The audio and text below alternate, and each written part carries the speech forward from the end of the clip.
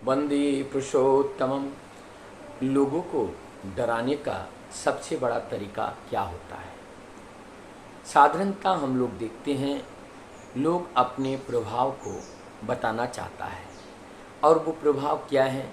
कोई बड़े अफसर हैं या बड़े अफसर के पास नौकरी करते हैं, और जब कहीं जाते हैं तुरंत वो रेफरेंस देते हैं, मैं डीएम कोठी से आया हूँ, मैं डीएम के साथ रहता हूँ। इसका मतलब ये व्यक्ति बताना चाहता है कि ये इस तरह की बातें करके हमें दबाना चाहता है, हमें सप्रेस करना चाहते हैं, हमें प्रभावित करना चाहते हैं, और हमें प्रभावित करके वो अपना कार्य को निकालना चाहते हैं। कहते हैं, शास्त्र कहती हैं कि अगर हम किसी को डराना चाहे तो ऐसे डराने की ज़रूरत नहीं है। ऐसे डराने से ये केवल हमारी तब तक वो हमसे डरेगा जब तक हमारे पास वो पद रहेगा, वो प्रतिष्ठा रहेगी। लेकिन एक दिन ये भौतिक जगत है, ये चलायमान जगत है, चलाए वेती चलती रहती हैं, ये निरंतरता के साथ चलती रहती हैं, यहाँ कहीं नहीं रुकती हैं।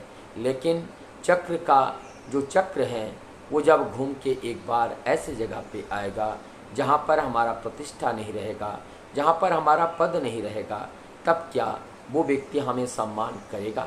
यदि करता है तो ये तो सही है कि हम उनको सही में डरा रहे हैं।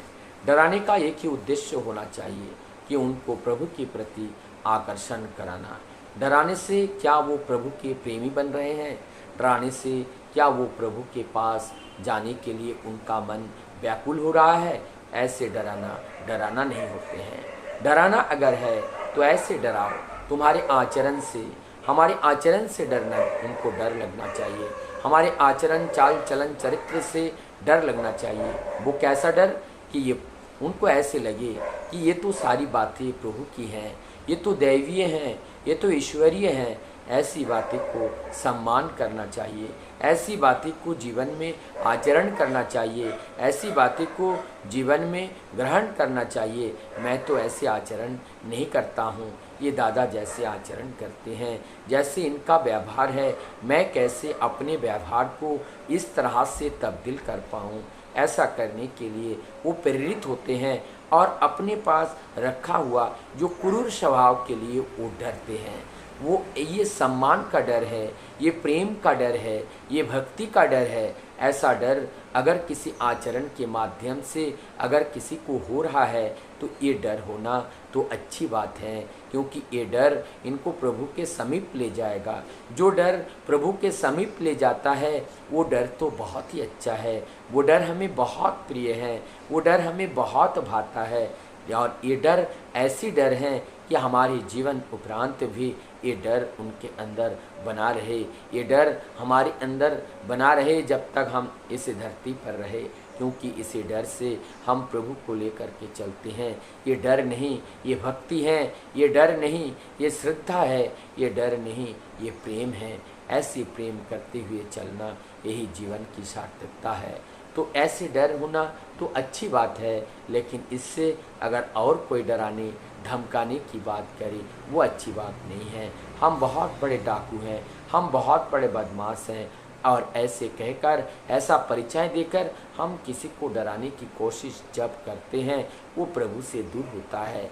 तो यहाँ पर कर्म नहीं, ये कर्म नहीं हुआ, ये तो विकर्म हुआ। और ये विकर्म कभी भी हमें विकर्म क्या देते हैं? हमें कर्मफल बनता है, और वो कर्मफल हमें भोगना पड़ता है, और वो प्रारब्ध बनकर आते हैं, और वो प्रारब्ध भोगते हुए हमें जन्म जन्म बिताना पड़ता है। ऐसे अनंत जन्म उस प्रारब्ध को भोगते हुए हमें बिताना पड़ेगा, क्योंकि हमने पूर्व जन्मों में जितना कुकृतियाँ की उसका संचित फलों का ढेर लगा है। हम अपने मन मुताबिक चल रहे हैं, ये कभी भी ख़त्म नहीं होगा, और 84 लाख की योनियों में हमें निरंतर भ्रमण करना पड़ेगा। यदि हम इससे मुक्ति पाना चाहे तो प्रभु को अपने जीवन का सारथी बनाकर और प्रभु के निर्देश को अपने जीवन का कर्म पथ बनाकर जब हम चलते हैं दया परवश हो करके उनकी दया से, उनकी कृपा से हमारा संचित कर्मफल वो सूक्ष्म हो जाते हैं, वो क्षीण हो जाते हैं और धीरे धीरे वो अल्प में तब्दील हो जाते हैं। और जो अल्प कर्मफल जो हमारी प्रारब्ध बनकर आती हैं और हम एक ही जन्म में भोग करके संचित कर्मफल का नाश हो जाता है। लेकिन संचित कर्मफल का नाश केवल प्रभु की दया से होती है, प्रभु की कृपा से होती है। प्रभु की कृपा बिना संचित कर्मफल का नाश नहीं होता है। और जब संचित कर्मफल का नाश होते हैं और जब हम कर्म केवल निष्काम कर्म करते हुए चलते हैं तो निष्काम कर्म का कोई फल नहीं होते हैं। प्रभु अपनी इच्छा अनुरूप अपने जो भक्त को इस धरती के ऊपर भेजते हैं और अपनी इच्छा अनुरूप उनको बुला लेते हैं और उनको केवल प्रभु की वार्ता को जन जन तक पहुंचाने के लिए दूत बना करके प्रभु की इच्छा से उनको आना जाना शेष रह जाता है। और यही है मुक्त जीवन, यही है मुक्त जीवन की प्राप्ति, यही निष्काम कर्म का फल होते हैं।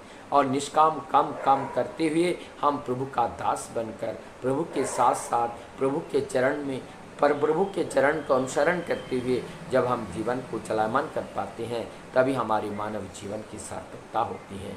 वंदे किशोर।